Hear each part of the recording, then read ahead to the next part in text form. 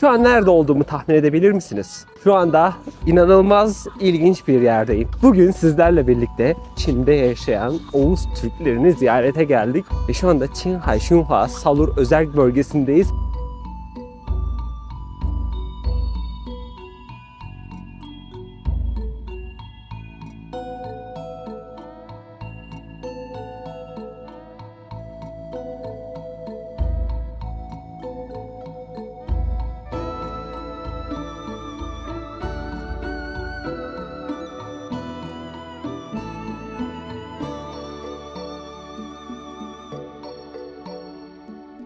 Etrafı dağlarla çevrili çok ilginç bir konuma sahip bir şehir değil, belde.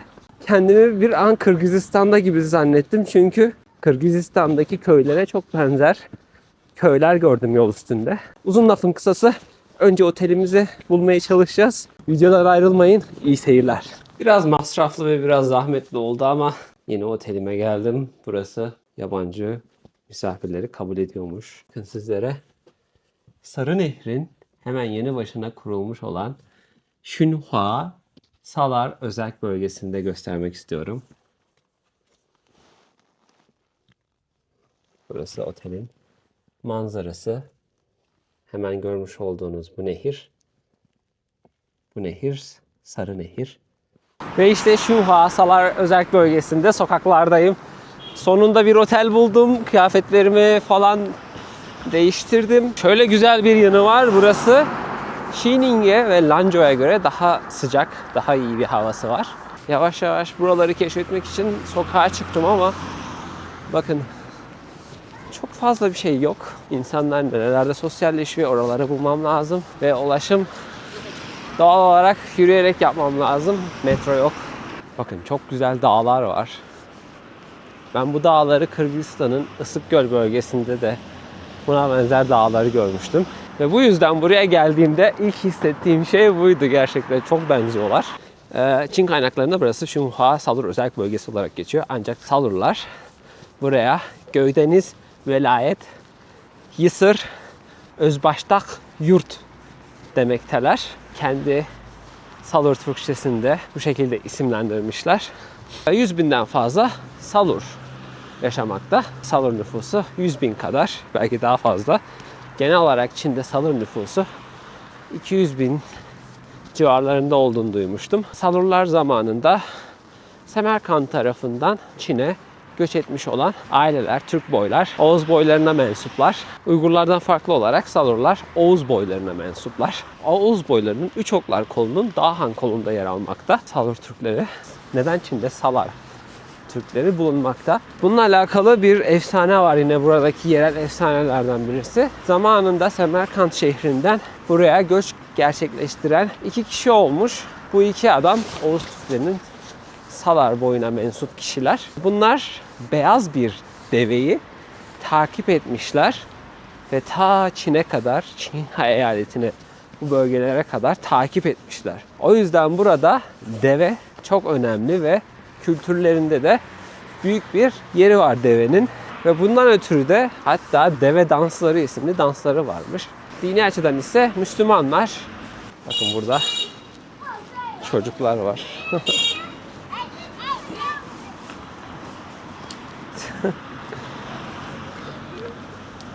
Çocuklar galiba beni takip ediyor. Bana öyle bakıyorlar, duruyorlar. Hiç konuşmuyorlar, korkuyorlar. Yabancı olduğum için. Bakın geliyorlar. Önümde çok güzel bir cami var. Orta Asya, Türk ve Çin mimarisinin bir araya gelmiş hali. Burada Çin İslam kültürüyle de uyuşmakta olan çok güzel mimari eser. Camiye geldik. Caminin mimarisi inanılmaz güzel ve çok farklı. Devasa, kocaman bir cami. Burada ise minaresi var.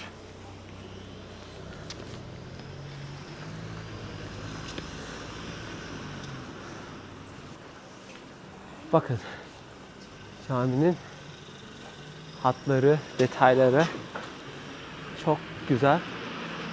Gerçekten çok güzel.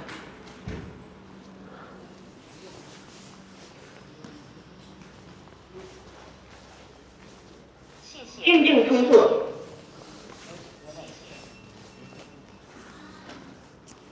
Ve işte arkamda görmüş olduğunuz bu harika mimari eser burada Şunhua Salar Özel Bölgesi'nde yer alan çok güzel bir cami.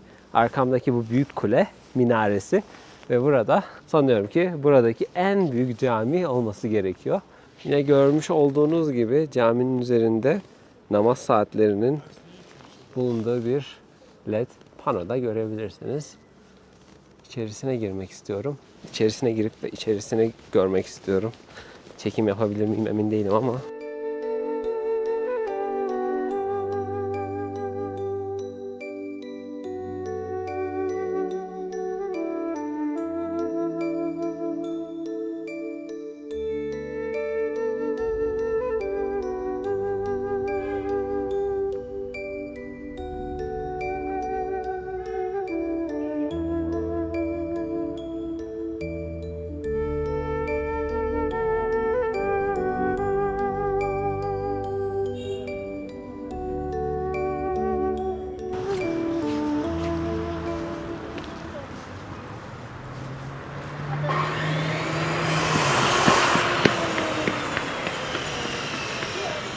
Herkes gerçekten uzaylı görmüş gibi bakıyor bana. Kültürel açıdan sizlere gösterebileceğim çok şeyler yok ama sizlere buradaki günlük yaşantıyı böylece göstermeyi planlıyorum.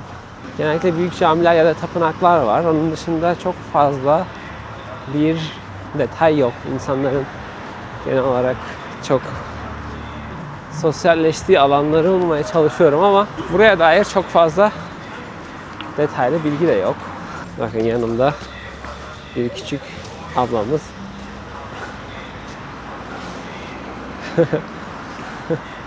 Dikkatimi çekmeye çalışıyor. Bana dikkatlice bakmaya çalışıyor. Bakın yanımda geliyor. 你叫什么名字？你好。5 dakikadır peşimde yürüyor ama selam verince de utancından kaçıyor. Burada insanlar fazla muhafazakarlar ve fazla muhafazakar olmalarından ötürü çok iletişime geçmeyi sevmiyorlar. Kimseyle konuşamıyorum ya da birisine selam verdiğimde kaçıyorlar ya da birisine selam verdiğimde utanıyorlar. Burada inşaatlar var. İnşaatlar henüz bitmemiş.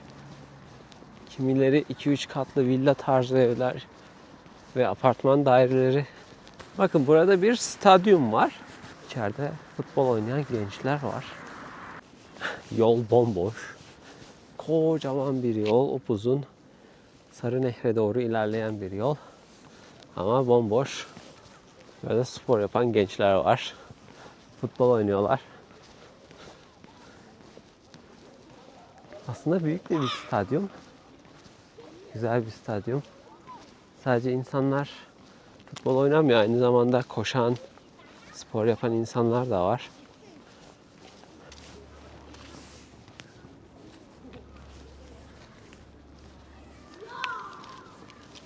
Buradaki girişten aradan gizlice giriyor çocuklar. Ve bakın Sarınehre geldik. Sarınehrin kıyısı boyunca burada yürüyebileceğiniz alanlar var. Gerçekten çok güzel bir manzara var. Etrafında dağlar altın gibi parlıyor.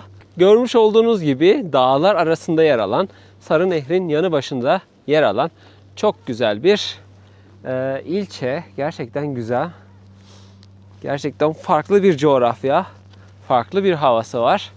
Görüyor olduğunuz gibi burada çocuklar, gençler bisiklet sürüyorlar. Burası bir bisiklet yolu olması gerekiyor. Bu Sarınehir tam olarak buradan akarak devam ediyor. Ta Lanzhou'ya kadar ulaşıyor. İlk gün videomuzdaki gittiğimiz Lanzhou şehrine kadar ulaşan bir nehir bu. Hani çok önemli bir nehir ve Çin'in en önemli nehirlerinden birisi olduğunu söylemem gerekiyor.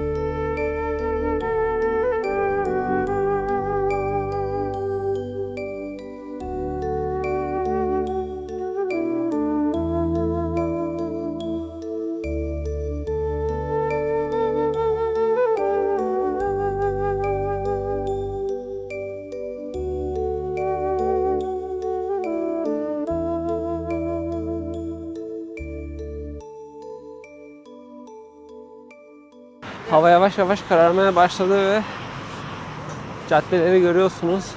Burada çok güzel bir restoran var. Selamünaleyküm. Aleykümselam. Selamünaleyküm. Aleykümselam. 你叫什么名字？我叫 Table。Table。嗯，哦，在这里有没有你们萨拉族传统吃的东西？啥了？这就是面，面，这个羊肉串儿。 Hani net bir yiyecekleri yok, yemekleri yokmuş. Biz de hani erişte yiyoruz dedi. O yüzden burada menüde gördüğünüz yiyecekleri söylemek istiyorum. Kendime birazcık koyun eti şiş alacağım ve birazcık pilav almak istiyorum. Bu şekilde akşam yemeği yiyeceğim.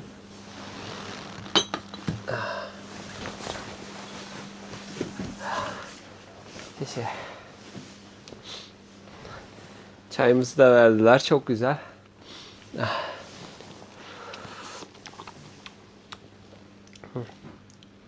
Ne çayı bilmiyorum.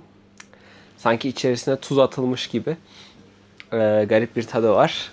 Kamerayı şöyle düzeltelim. Sanırım buradaki diğer hanımefendinin ismi Cibek. Cibek Orta Asya'da, Kırgızistan'da özellikle Kazakistan'da benim çokça denk geldiğim isimlerden birisi. Cibek, İpek demek. Biliyorsunuz ki İpek yoluna da eski Türkler Cibek Colu derlerdi. Bu arada da Cibek ismi yani İpek'ten gelmekte. Şimdi yemeğimi söyledim. Yemeğim gelecek birazdan. Yemeğimi de sizlere göstereceğim. Ve yemeğim geldi. Burada yine bu bölgeye, bu yöreye özgü pilavlardan birisi. Bu pilavların içerisinde hem yumurta var, hem et var, hem de havuç var. Görmüş olduğunuz gibi ve sanırım bunda ekstra olarak salatalık da var. Yanına da yine bu bölgede sıkça tüketilen kuzu eti. Az önce sordum ve bu çayın siyah çay ve buğdaydan yapıldığını söyledi. Görmüş olduğunuz gibi. Gerçekten çok farklı bir tadı var ve sanki içine tuz atılmış gibi. O zaman ben karnımı doyurup geliyorum arkadaşlar. İzlemede kalın, devam ediyoruz. Arkadaşlar şimdi yemeğimi yedim ve dışarı çıktım. Hava karardı tamamıyla. Sokaklar böyle renklendi, ışıklandırıldı. Burada bir tane meydan varmış, kültür meydanı. Kültür meydanına doğru yola çıktım. Belki orada birkaç farklı insan bulur, onlarla sohbet etme şansım olur. Çünkü burada insanlar gerçekten kamera karşısında olmayı sevmiyorlar. Az önce restorandaki amcaya küçük bir röportaj yapabilir miyiz diye sordum. Ama istemedi. Neyse bakalım şimdi buradaki kültür meydanına bir gidelim. Kültür meydanında neler varmış neler yokmuş bir bakalım. Cadde böyle. Canlandırıldı, ışıklandırıldı. İnsanlar yanımdan bana baka baka geçiyorlar. Sizlere Salar halkının efsanesi olan Beyaz Deve efsanesinden bahsetmiştim. Burası Şunhua Salar Özerk Bölgesi'nde yer alan kültür meydanı. Arkamda ise Beyaz Deve'yi görebilirsiniz. Bu Beyaz Deve tamamen onların Orta Asya'dan, Semerkant'tan Çin'e olan göçlerini anlatan bir efsane. Bu deveyi takip ederek buraya gelmişler efsanelere göre. Meydanın geri kalanı bomboş, çok fazla insan yok. Kış olduğu için sanıyorum ki çok az insan var. Siz neresinde olursanız olun sizi karşılayan bu tarz gruplar oluyor. Böyle dans eden topluluklar oluyor ve gerçekten çok renkli. Teyzelerimiz burada. Buradaki bir meydanda toplanmış ve dans ediyorlar. Çok eğlenceli. Selamlar, günaydın herkese. Bugün Salar, Şunhua Özerk Bölgesi'ndeki ikinci günüm. Dün biraz sordum, soruşturdum ve Salarların dini, tarihi ve kültürüyle alakalı eserlerin, mimari eserlerin ve önemli noktaların buraya 20 dakika uzaklıktaki Chizi isimli bir köyde olduğunu söylediler. Şimdi birazdan ben de oraya gideceğim. Oradan sizlere çekim yapmaya çalışacağım. Ama bundan önce Muhammed isimli bir Salar Türk'ü kardeşimizle tanıştım. Şimdi onunla kısa bir röportaj yapacağım. İşte karşınızda Muhammed, kendisi bir Salar Türk'ü. 你们怎么说你好在萨拉族话？ Siyah Street， Siyah Street。 对， Siyah 你好的 Street。 意思对，您几岁？ 我今年28岁了。 28岁。你出生在 Şunhua 吗？ 对，我是出生在雄化。 你是萨拉族人。对，我是萨拉族。萨拉族。对，你知道吗？萨拉族人来自中亚。略多一点。对，土库曼斯坦之类的。土库曼斯坦。对，乌古斯部落。乌古斯部落。 Yes 对。那你知道乌古斯部落？一点点，也不是一点很懂。关于萨拉族历史，你听过什么有意思的？是我们的祖先，噶尔芒和阿赫芒，从中亚带着一群驼队来到我们雄化县，然后我们当时他们的骆驼，因为之后他们整个部落的人都在找骆驼，然后他们找到我们这个芥子镇骆驼泉的时候，就发现骆驼变成了一只白骆驼。对，白骆驼。对，然后他们就想着这是争夺着安拉的电然，就在此居住定居了。你们萨拉族话驴驼怎么说？骆驼，骆驼怎么说？其实这个名字我还不知道。在土耳其语 deve。 对问， deve。 因为我们这个地方很少有骆驼。你们萨拉族文化里最重要的文化就是什么？萨拉族文化，在中国的回族跟之类的差不多的，因为都是属于穆斯林。那你听过土耳其吗？土耳其听过。听过。对，今天土耳其的土著人也属于乌古兹部落吗？这个我还真不清楚。因为乌古兹部落在土耳其很重要的，土库曼斯坦、阿塞拜疆、土耳其的突厥，还有萨拉族人也属于乌古兹部落。还有，我想问你，有一些土耳其语，但是你可以说在萨拉族话。可以。你们怎么说？我们们。在土耳其语 ben。 你三三，在土耳其语也是三。我们iler，在土耳其语 biz。 面包面包 emik。 yes 在土耳其语说 ekmek。 对。家 oy oy。 yes 在土耳其语说 ev。 ev yes。 对。山 dag da。 yes 在土耳其语说 da。 妈妈 amme amma。在土耳其语说 anne 或者 anna。 安娜 anne 是我用萨拉语，安娜是丫头的意思。啊。对。还有爸爸 abba abba。在土耳其语说爸爸。爸爸。对。在中国用汉语说爸爸。土耳其也说爸爸，或者还有说阿塔。对。兄弟 Gekinde gekinde。我们说 kardeş。 kardeş 朋友 yarbacı yarbacı。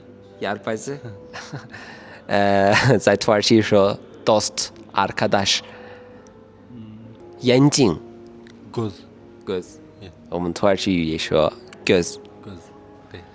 还有头发 zaş zaş。 yeah 我们土耳其语说 saç。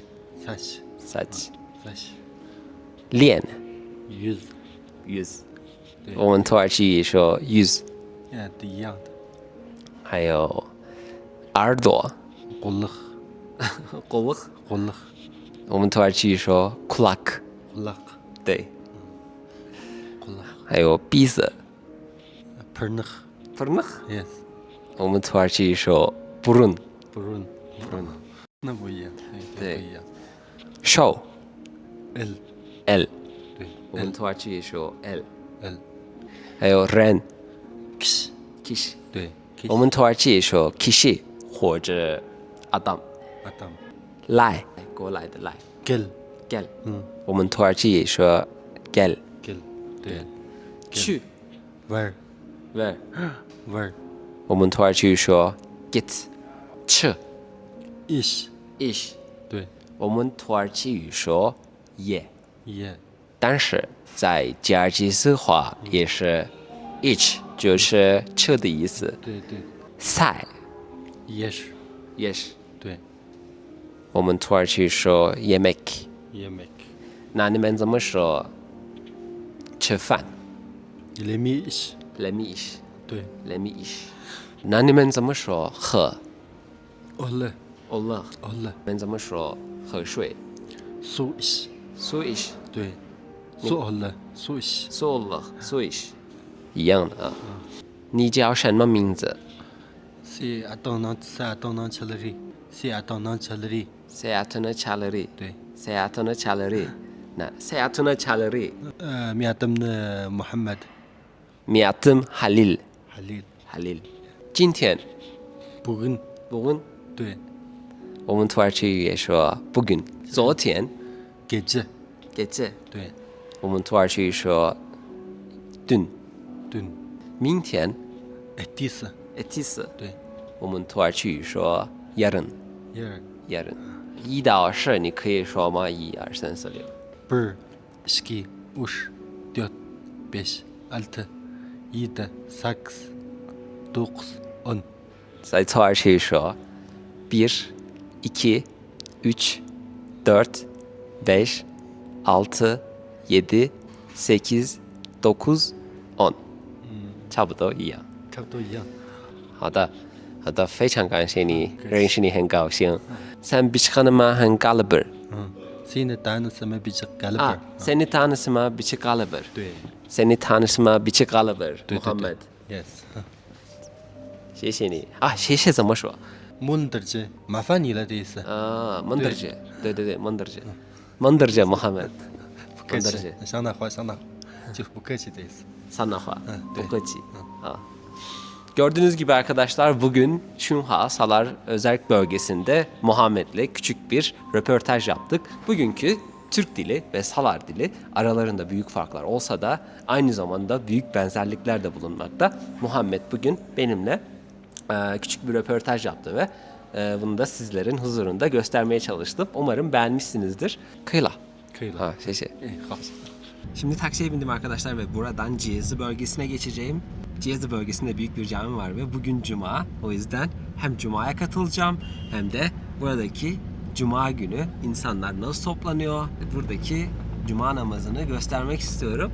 Bugün birkaç kişiyle konuştum. Aslında ben de Oğuz boylarının avşarlarındanım. Biz Kayseriliyiz ve avşarlarız. Buradakiler ise Salur. Ve buradakiler avşarları biliyorlar, tanıyorlar. Kendileri tarihlerini de biliyorlar, Oğuz boylarını da biliyorlar. Bu açıdan gerçekten çok güzel ve çok ilginç bir yerdeyim. Umarım çok daha güzel şeyler çekebilirim, çok daha güzel çekimler yapabilirim. Devam ediyoruz, iyi seyirler. Gezi bölgesine geldim. Buradaki Salur kültürünü ve Cuma namazını sizlere çok daha iyi göstermek için buradayım. Burada arkamda büyük Ciyezli Camii yer almakta. Burada Ciyezli'de birçok farklı mimari eser, birçok farklı yapı ve cami yer alıyor. Ayrıca burada da Şinin'de gördüğümüz gibi büyük bir türbe var. Cuma namazından sonra türbeyi de ziyaret edeceğiz. Böyle bir giriş kapısı var. Çok güzel bir giriş kapısı var.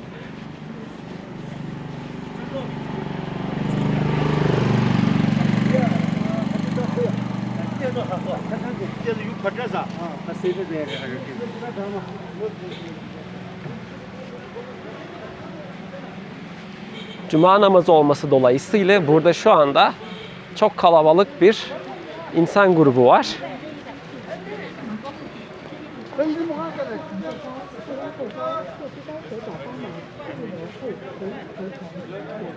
Burada satılan ilaçlar var, çaylar var. Burada bakın kalbe iyi geldiğini gösteren görseller vesaire. Küçük alet edevatlar.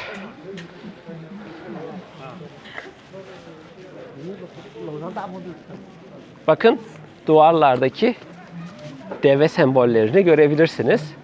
Hepsi beyaz deve. Salur halkının beyaz deve efsanesine dayanıyor. Beyaz deve bu yüzden bu kültürde çok önemli. Buradaki caminin bir kısmı restore edilmekte.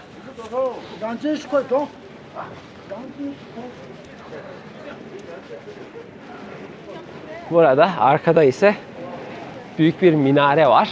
Bu minare buradaki büyük caminin minaresi.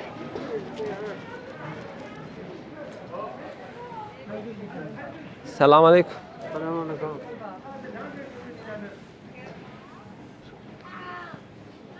这个120嘛，那个100， Burada çok ilginç şeyler var. 那个当圆的，它是毒吗？这斜度是擦的，为什么用蝎毒？蝎子是这地方的，我们这地方的一种是动物，这哦，是乙毒棍毒，就是治病的。这里有口处的话，就是这样养的话，这个一擦就好。好好好，谢谢。Burada kıyafetler var. Buradaki Salar halkının taktıkları takkeler. Gördüğünüz gibi burada yer alan salarlar başımdaki takkeyi takıyorlar. Tıpkı Hui halkında olduğu gibi. O şey. Burası Cuma pazarı işte. Herkes Cuma'ya namaza gelmiş durumda.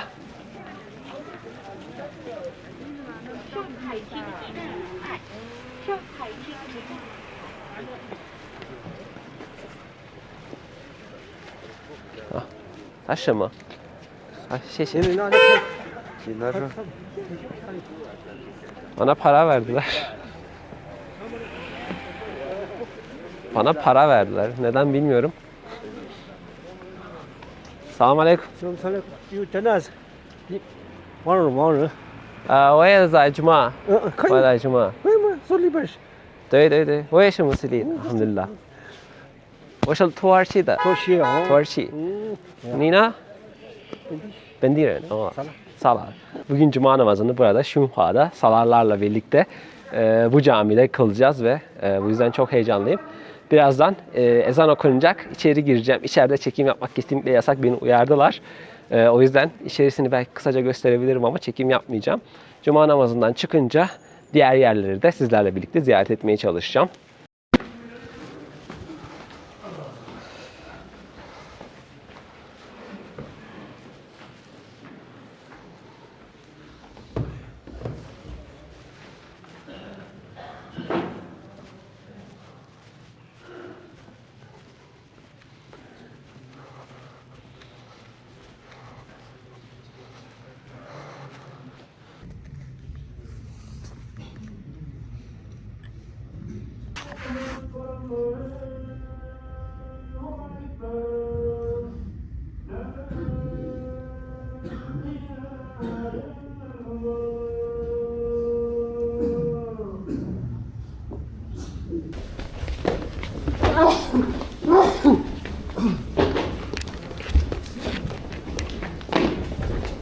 Az önce Cuma namazından çıktık. Gerçekten çok büyük bir cemaat vardı. Orada yaşayan Oğuz Türkleri olan Salarlarla birlikte Cuma namazımızı kıldık. Allah herkesin duasını kabul etsin diyelim. Ni hao.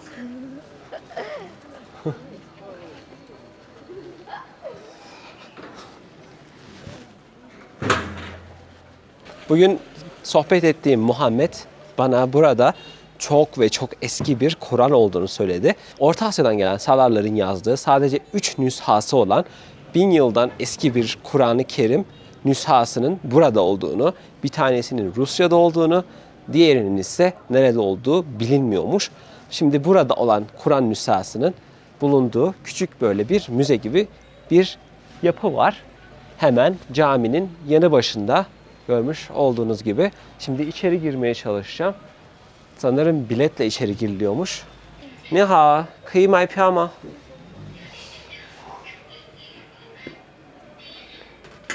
Biletimizi alıyoruz. 多少? 20. 20 yuan. Ve içerideyiz. Burası Salar halkının kültürünü yansıtan ve gösteren çok ve çok önemli bir yer, bir yapı. Kısmen park gibi düşünebilirsiniz. Bakın örneğin burada Arapça yukarıda yazıları görebilirsiniz. Görmüş olduğunuz gibi burada nasıl geldiklerinin, nerelere dağıldıklarını dair bilgiler yazmakta. Duvarda gördüğünüz bu kabartmalar bugün Şunhua Salar Özerk bölgesinde yaşayan Salarların Orta Asya'dan buraya olan göçünü temsil eden kabartmalardan oluşuyor. Arkasındaki detayları görebilirsiniz. Büyük beyaz bir deve var. Beyaz deveyi takip eden insanlar olmuş, Salarlar olmuş. Ta Orta Asya'dan, Semerkant'tan buralara kadar bu deveyi takip ederek gelmişler. Ta ki Sarı Nehre kadar.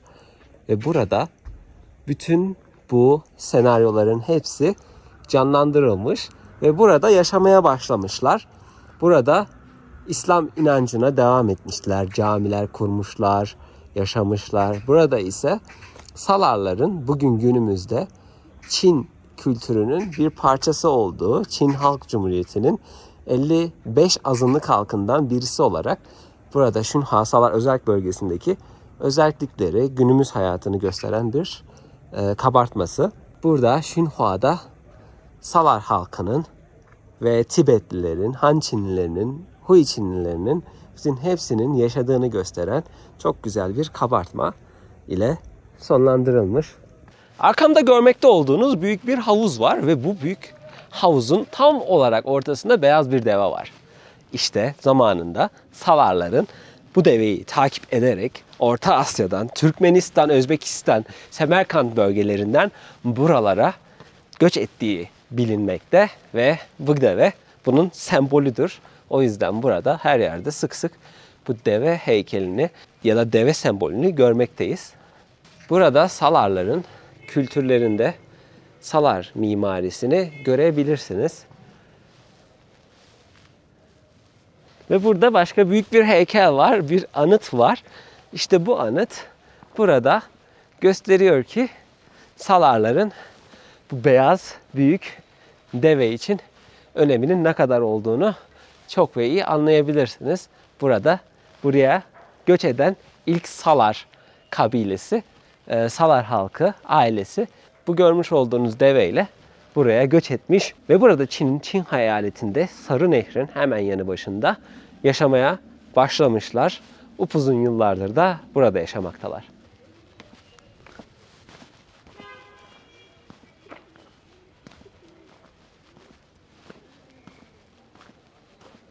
Buradaki detaylar hem Türk mimarisine çok benziyor hem de İslam mimarisine çok benziyor. Burada Salarların kendi mimari eserlerinden birisi. Burasının içerisinde bir müze var. Bu müzeyi ziyaret edeceğiz. Ve görmüş olduğunuz gibi burası Ciezi bölgesindeki, Ciezi ilçesindeki Salarların bir müzesi. Burada yine Salar halkının nakış, oya ve farklı el sanatlarından oluşmuş ayakkabı, kıyafet ve kumaşlar görmektesiniz. Burada kitaplar var ve bu kitaplar, gördüğünüz bu kitapların hepsi bu beyaz deve efsanesine ait. Burada kendi kültürlerinin, kendi efsanelerine ait kitaplar da gördüğünüz biçimde yer almakta. Bakın, burada Salar halkına en büyük sembollerinden birisi. Gördüğünüz gibi ortada deve var ve dışarısı 8 köşeli yıldız biçiminde. Burada Salar kültüründe yine sanırım ki kımız yaptıkları bu aletler Kırgızistan'da da kullanılıyor bunlardan. Arkada fotoğraflarını da görebilirsiniz. Burada ise gördüğünüz çok eski bir Kur'an-ı Kerim nüshasının kopyası. Bu arkada görmüş olduğunuz Kur'an-ı Kerim'in orijinali burada zamanında Salar halkı tarafından 3 nüsha, 3 kopya Kur'an yazılmış. Çok eski Kur'anlar ve bu Kur'anların bir kopyası burada. Bu arkamda görmüş olduğunuz ise onun burada müzede sergilenmiş kopyası. Orijinali ise yine bu bölgede Salar halkına ait. Burada kitaplarda da döyü yıl, döyü deve, yıl, yıl, deve yılı yani bunların beyaz deve efsanelerinden birisi bu kitap. Bunu bulabilirsem almak istiyorum. Burada yer alan Kur'an-ı Kerim'in fotoğrafını görebilirsiniz.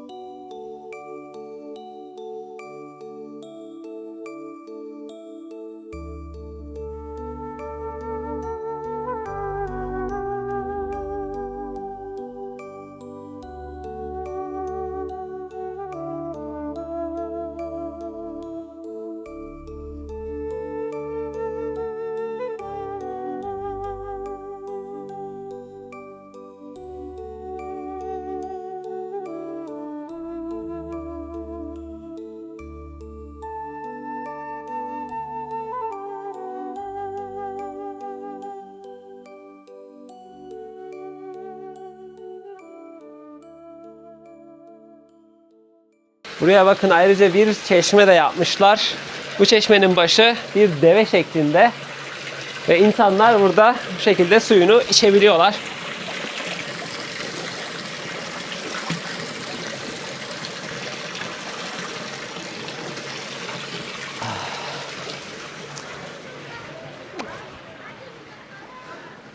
Deve kültürlerinde çok önemli.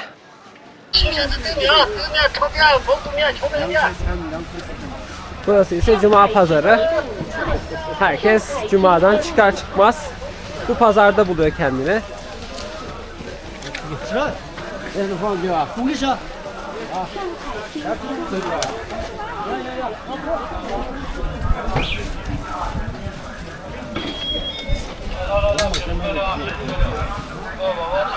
Bu cadde ise Şunhua Salurlarının yaşadıkları evlerin bulunduğu böyle antik kendi mimarlarına ait camiler.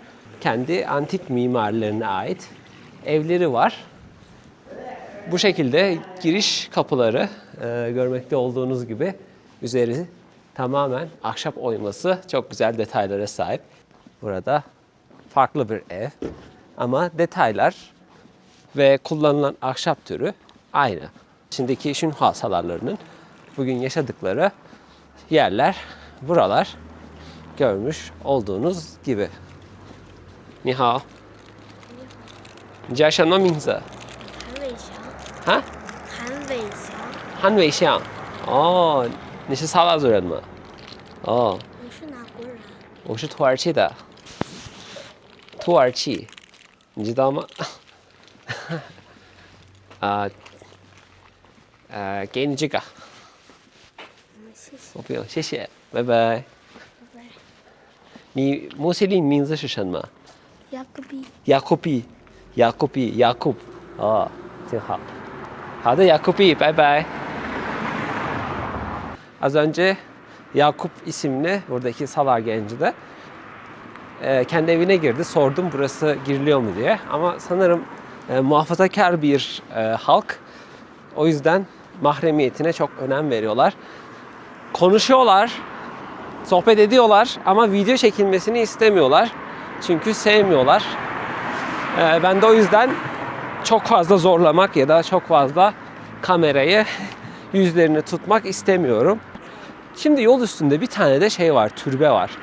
Bu türbeye de gitmek istiyorum. Bu türbede yer alan kişi 1900 yılında vefat etmiş bir şey. Yine burada Salar halkı için önemli bir kişi. Ve arkadaşlar Ciyezi Türbesi'ne geldik. Burası bir gombe, Çince'de gombe olarak geçiyor. Duvarlarda görebilirsiniz. Yine Xining şehrinde görmüş olduğumuz duvar kabartmalarının hepsi burada farklı bir şekilde var. Çok güzeller ve gerçekten bütün hepsi insan eliyle oyulmuş olan kabartmalar. Burası kültürel koruma alanı, gerçekten çok korunuyor. Ayrıca Çin Halk Cumhuriyeti tarafından da korunan kültürel miraslar listesinde. Bu şekilde.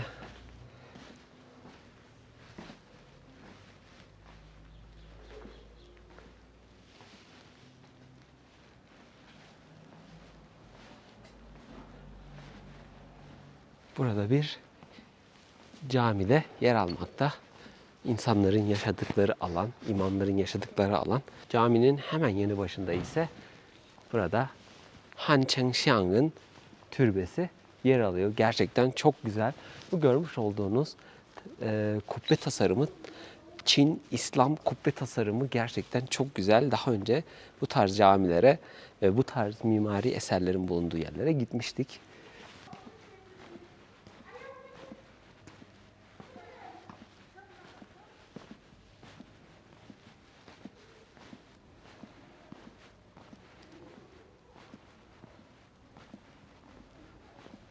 Bakın, türbenin önünde yine farklı insanlara, farklı kişilere ait türbeler yer almakta, mezarlar yer almakta.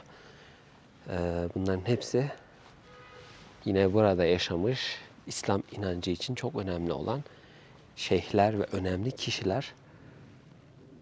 Burada yerlerde de bazı taşlar var ama dikkatlice aralarından geçmek istiyorum. Bakın başlarına taş koymuşlar. Bunun anlamını bilmiyorum. Neden başlarında taş var? Gerçekten bilmiyorum ama gördüğünüz gibi bütün hepsi burada bu kültüre ait olan eserler. Arkamdaki türbenin içerisine girdim. Burada yaşayan insanlar, arkamda görmüş olduğunuz bu kişiler, burada yatan kişinin akrabası 1900 yılında sanırım vefat etmiş ve burada türbesi bulunmakta. Hemen Şunhua Salar Özel Bölgesi'nde bu görmüş olduğunuz devasa yapı onun için yapılan bir türbe. Şunu söylemem gerekiyor. İçeride yatan kişi Han Chengxiang isimli kişi bir salar. Önündeki mezarlara gelirsek yine burada beni içeride ağırlayan kişi, bana içeriği gösteren kişi söylediğine göre onların ailesi, amcaları, dedeleri, onlara ait mezarlar. O yerdeki küçük taşlar ise bebeklere ait mezarlarmış. Küçücük taş koymuşlar. Türbenin hemen tepesinde ise bir de ay yıldız sembolü yer almakta. Bu da çok güzel detaylardan birisi.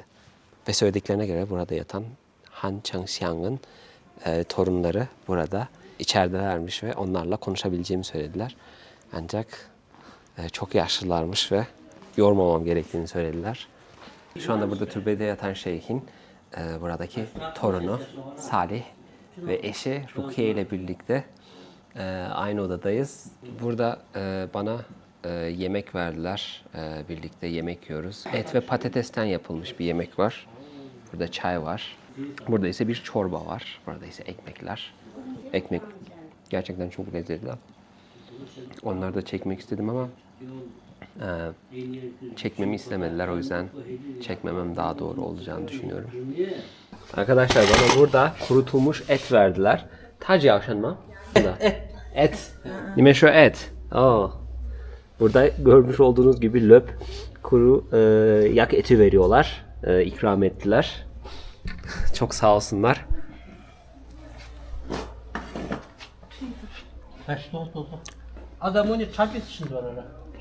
Az önce ziyaret ettiğim yer gerçekten çok ilginç bir yerdi.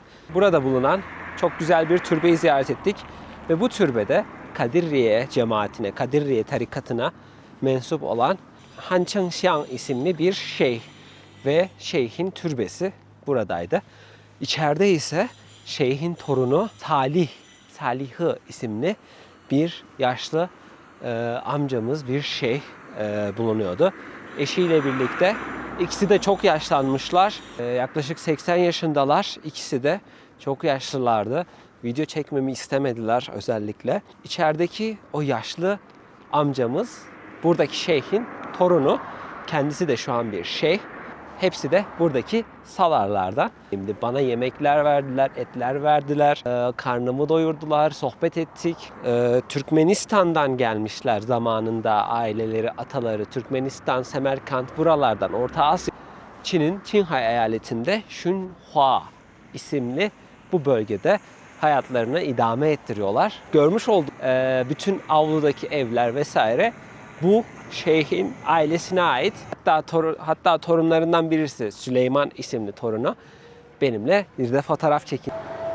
Kendisiyle sohbet ettik, konuştuk, yardımcı oldu. Bir de fotoğraf çekindik ve şimdi tekrardan otelime geçip eşyalarımı alıp sonrasında otobüs istasyonuna içerikler gerçekten sizler için en iyi şekilde içerik çekmeye çalışıyorum. Umarım faydalı oluyordur arkadaşlar. Bakın. Buralar işte Çin'deki salarların yaşadığı bölgeler, yaşadığı topraklar. Her yerde büyük camiler, türbeler, her yerde çok güzel mimari eserler, bakın minareler görebilirsiniz. Gerçekten buradaki salarlarla tanıştığım için çok mutluyum. Her yolculukta olduğu gibi bu yolculuğun da sonuna geldik. Sizlerle birlikte Çin'de yaşayan salarları, onların kültürünü, tarihini ve sizlerle birlikte onların yaşadığı Şunhua Salar Özel Bölgesi'ni ziyaret ettik ve keşfettik. Umarım videom faydalı olmuştur. Umarım videom hoşunuza gitmiştir. Umarım videomu beğenmişsinizdir. Videomu beğendiyseniz videoyu beğenmeyi ve abone olmayı lütfen unutmayın. Kendinize çok iyi bakın. Hoşça kalın. Görüşmek üzere.